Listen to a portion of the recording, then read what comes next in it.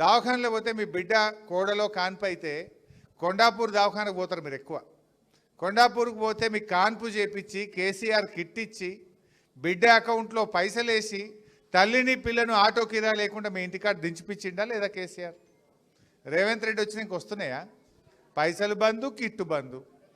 దవాఖానలో పోతే సూదులు కూడా లేవు, బయటకే రాత్తురు కొనుకొచ్చుకోమని. స్కానింగ్ బయటకే అయిపోయింది, మందులు బయటకే అయింది, కేసీఆర్ కిట్ బంద్ అయిపోయింది. ఇట్లా ఉన్న పథకాలకు కత్తెర పెట్టిండు రేవంత్ రెడ్డి. బతుకమ్మ చీరలు వచ్చినాయా? వచ్చినాయమ్మా? అప్పుడు ఏమన్నాడు రేవంత్ రెడ్డి అంటే, ఏ కేసీఆర్ ఒకటే చీర ఇస్తుండు, నేను వస్తే 2 చీరలు ఇస్తా అన్నాడు. ఉన్న చీర బంద్ అయిపోయింది. అవునా కాదా?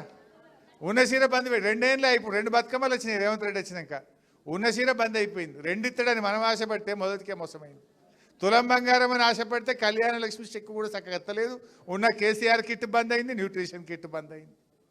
రైతుల దగ్గరికి పోయి ఏమన్నాడు, ఏ కేసీఆర్ 10,000 ఇస్తుండు రైతు బంధు, నేనైతే 15,000 ఇస్తా అన్నాడు. 15,000 మాట దేవుడు ఎరుగు. 2 రైతు బంధులు ఎగ్గొట్టిండు. 2 పంటలకు రైతు బంధు ఎగ్గొట్టిండు. మొత్తానికి 0 రైతు బంధు అట్లా ఎగ్గొట్టిండు. కౌలు రైతులకు ఏమన్నాడు, ఏ రైతుకి ఇస్తా, కౌలు రైతుకు కూడా రైతు బంధు ఇస్తా అన్నాడు. ఇప్పుడు ఏమైందా రేవంత్ రెడ్డి అంటే, వాళ్ళే చూసుకుంటారు, నాకు తెలియదు అంటుండు.